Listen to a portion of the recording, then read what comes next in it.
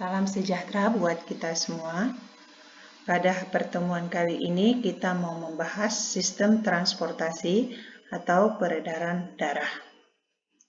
Tujuan yang akan kita capai pada pembahasan ini yaitu dapat menjelaskan fungsi sistem peredaran darah, menganalisa komponen penyusun darah, dan menjelaskan mekanisme proses pembekuan darah. Sistem peredaran darah adalah proses pengangkutan zat-zat yang dibutuhkan oleh tubuh dan pengangkutan zat-zat yang tidak dibutuhkan oleh tubuh dengan menggunakan alat-alat transportasi. Sistem peredaran darah yang mau kita bahas menyangkut darah dan alat-alat peredaran darah. Darah mempunyai dua bagian, yaitu bagian yang cair yang disebut plasma darah dan bagian yang padat yang disebut sel-sel darah. Sedangkan alat-alat peredaran darah terdiri dari jantung dan pembuluh darah. Pembuluh darah nanti ada 3 macam, yaitu arteri, vena, dan kapiler. Yang pertama, plasma darah. Plasma darah adalah merupakan bagian darah yang cair berwarna bening kekuningan yang komponen utamanya adalah terdiri dari air sekitar 90%, di mana di dalamnya terlarut garam mineral, sari makanan, hasil produksi sel, sisa metabolisme, gas-gas, dan protein darah.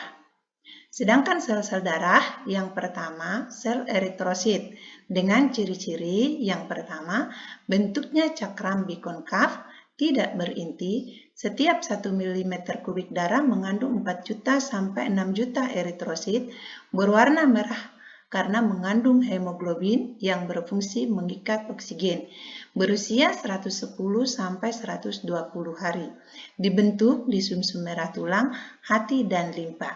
Sel eritrosit jika sudah 110 sampai 120 hari akan rusak dan akan mengalami perombakan.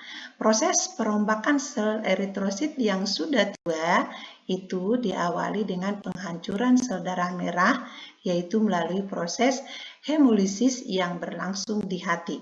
Di hati, sel-sel histiosit akan menguraikan hemoglobin menjadi senyawa hemin, zat besi, dan globin. Senyawa hemin dirubah menjadi zat warna empedu, yaitu bilirubin dan biliverdin, yang disimpan di kantung empedu, kemudian di hati, lalu dikirim ke usus. Di dalam usus, zat warna empedu akan dioksidasi menjadi urobilin berwarna kuning dan kecoklatan yang berfungsi memberi warna feses dan urin. Zat besi atau ferrum akan dirubah dan disimpan di hati atau dikembalikan ke sumsum tulang untuk digunakan membentuk hemoglobin yang baru. Globin digunakan untuk pembentukan eritrosit yang baru, juga metabolisme protein. Sedangkan yang kedua, sel leukosit dengan ciri-ciri memiliki bentuk tidak tetap dan dapat bergerak bebas. Selnya tidak mempunyai pigmen tetapi berinti. Setiap 1 mm kubik darah mengandung 5.000 sampai 10.000 leukosit, berfungsi melawan kuman yang masuk ke dalam tubuh dengan cara fagositosis dan membentuk antibodi. Dibedakan menjadi 2 macam, yaitu leukosit, granulosit, neutrofil, basofil, dan eosinofil, leukosit, agranulosit, limfosit, dan monosit. Yang ketiga, trombosit, dengan ciri-ciri selnya kecil, bentuk tak beraturan, dan mudah pecah. Mudah pecah jika bersentuhan dengan permukaan benda yang kasar atau bersentuhan dengan udara luar.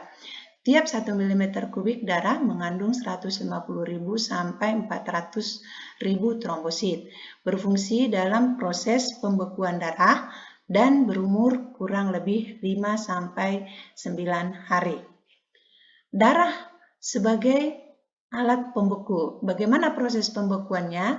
Proses pembekuan darah terjadi jika terjadi luka, maka darah keluar, maka trombosit akan pecah karena bersenyawa dengan udara luar dan mengeluarkan tromboplastin atau trombokinase atau enzim pembeku darah. Tromboplastin akan mempengaruhi protrombin menjadi trombin dengan bantuan vitamin K dan ion kalsium. Kemudian, trombin akan mempengaruhi fibrinogen di dalam darah menjadi benang-benang fibrin. Benang-benang fibrin ini nanti akan menutupi permukaan luka sehingga darah berhenti mengalir dan kita sebut darah membeku. Proses ini hanya berlangsung kira-kira 5 menit. Fungsi darah. Fungsi darah sebagai alat transportasi, mengangkut O2, mengangkut zat sisa metabolisme, mengangkut sari makanan, mengangkut hormon, enzim, antibodi. Kemudian yang kedua, mengatur suhu tubuh. Yang ketiga, mengatur pH darah. Yang keempat, sebagai alat pertahanan tubuh. Yang kelima, sebagai alat pembeku darah. Demikian pertemuan kita kali ini. Sekian dan terima kasih.